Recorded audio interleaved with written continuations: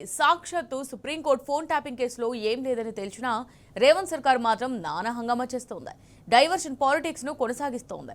తాజాగా తెలంగాణ తొలి సీఎం కేసీఆర్ కు సిట్ నోటీసులు జారీ చేసింది. మరోవైపు ఇవాళ కుదరదని, మరో రోజు ఏదైనా విచారణకు హాజరవుతానని గులాబీ దళపతి జవాబిచ్చారు. కాంగ్రెస్ కుంభకోణాల నుంచి ప్రజల దృష్టి మళ్లించడానికి, స్థానిక ఎన్నికల్లో రాజకీయ లబ్ధి పొందడానికి రేవంత్ సర్కార్ ఈ ఎత్తుగడ వేసిందన్న విమర్శలు వెల్లువెత్తుతున్నాయి.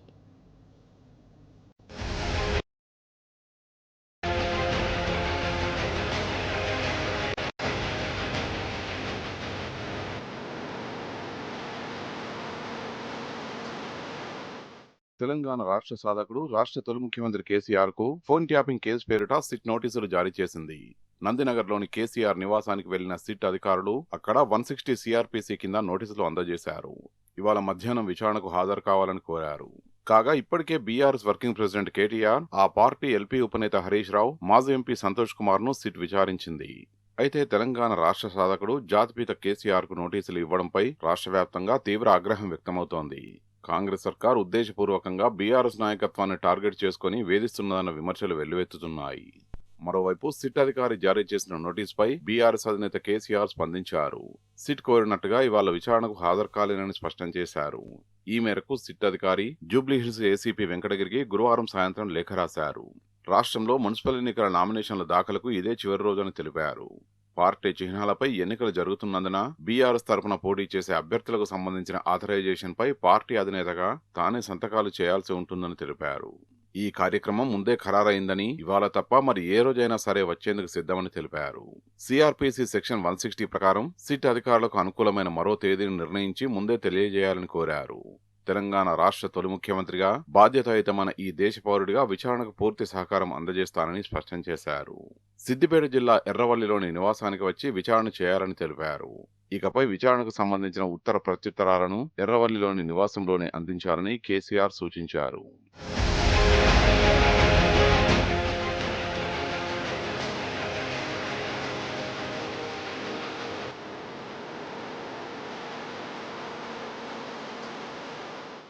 సిట్ నోటీసుల నేపథ్యంలో గురువారం మధ్యాహ్నం ఎర్రవల్లిలోని నివాసంలో న్యాయవాదులతో గులాబీ పార్టీ అధినేత కేసీఆర్ భేటీ అయ్యారు. ఇవాళే విచారణకు రావాలన్న సిట్ నోటీసుపై చర్చించి జవాబు లేఖను తయారు చేసి పంపించారు. అధికారి వెంకటగిరి రాసిన లేఖలో జూబ్లీహిల్స్ పోలీస్ స్టేషన్ లేదా హైదరాబాద్ కమిషనరేట్ పరిధిలో ఎక్కడైనా విచారణకు రావాలని కోరారు. అయితే సిఆర్పిసి సెక్షన్ 160లో ఎక్కడా కూడా టెరిటోరియల్ బౌండరీలు నిర్ణయించలేదని కేసీఆర్ ఎత్తి చూపారు. దర్యాప్తు అధికారి పక్కనే ఉన్న పోలీస్ స్టేషన్ పరిధిలో ఉన్న ఏ వ్యక్తి అయినా ఇచ్చిన సమాచారాన్ని బేరీజు వేసుకుని ఇతర వాస్తవాలతో సంబంధం ఉన్నట్టు అనిపిస్తేనే సాక్షులను తన ఎదుట హాజరవ్వాలని లిఖితపూర్వకంగా ఆదేశించవచ్చునని తెలిపారు. దీనికి కూడా కొన్ని మినహాయింపులు ఉన్నాయని గుర్తు చేశారు. 15 సంవత్సరాలలోపు వయస్సున్న పిల్లలు, 65 ఏళ్లు దాటిన వ్యక్తులు, స్త్రీలు, మానసిక, శారీరక వైకల్యం ఉన్న వ్యక్తులను వారు నివసించే ప్రదేశంలోనే విచారణ నిర్వహించాలని గుర్తు చేశారు. మరే ఇతర ప్రదేశానికి రావాలని బలవంత పెట్టరాదని చట్టంలో స్పష్టంగా ఉన్నదని చెప్పారు. ఈ నేపథ్యంలో విచారణాధికారి ఎర్రవల్లిలోని తన నివాసంలోనే విచారించేందుకు రావాలని స్పష్టం చేశారు. తెలంగాణకు తొలి ముఖ్యమంత్రిగా, బాధ్యత గల పౌరుడిగా, చట్టాలను గౌరవించే వ్యక్తిగా సిట్ విచారణకు వస్తానని చెప్పి మున్సిపల్ ఎన్నికల నేపథ్యంలో విచారణను వాయిదా వేయాలని కోరిన కేసీఆర్ వివరణతో సిట్ అధికారులు సంతృప్తి చెందారు. గురువారం రాత్రి కేసీఆర్ పంపిన లేఖను పరిశీలించిన సిట్ అధికారులు తగిన సమయం ఇవ్వాలని నిర్ణయం తీసుకున్నారు. కాగా కేసీఆర్ కు నోటీసులు మళ్లీ ఎప్పుడు ఇవ్వాలనేది మాత్రం ఇంకా ప్రకటించలేదు. త్వరలోనే మరో విచారణ తేదీని ప్రకటిస్తామని సిట్ అధికారులు తెలిపారు.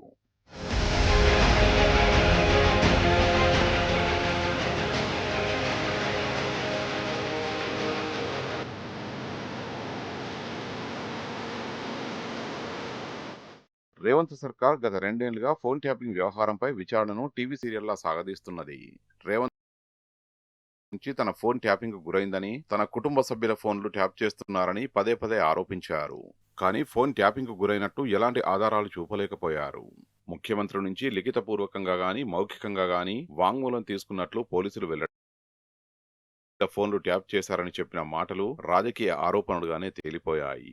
సుప్రీంకోర్టు సైతం ఏముంది ఈ కేసులో, విచారణ పేరుతో ఇంకెన్ని రోజులు సాగదీస్తారంటూ రాష్ట్ర ప్రభుత్వం మండిపడిందంటేనే ఈ కేసులోని డొల్లతనం వెల్లడవుతుందని న్యాయ నిపుణులు అంటున్నారు.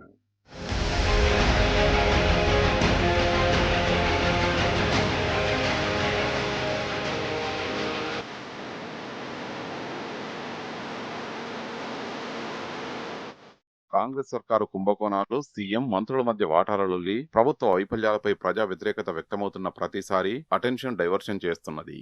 బీఆర్ఎస్ కు లభిస్తున్న ప్రజాదరణను దెబ్బతీసేందుకు, ఆ పార్టీ నేతలపై బురద జల్లేందుకు అవసరమైనప్పుడల్లా ఫోన్ ట్యాపింగ్ వ్యవహారాన్ని తెరమీదికి తెస్తున్నది. 2 ఏళ్ల దర్యాప్తులో ఏమీ కనుగొనలేని పోలీసులు తాజాగా హైదరాబాద్ సిపి సజ్జనార్ నేతృత్వంలో మరో సిట్ను ఏర్పాటు చేసి బీఆర్ఎస్ నేతలను వేధిస్తున్నారన్న విమర్శలు వ్యక్తమవుతున్నాయి. ప్రభుత్వ కుంభకోణాల నుంచి ప్రజల్ని డైవర్ట్ చేయడానికే ఈ కేసును వాడుకుంటున్నారని జనం మండిపడుతున్నారు.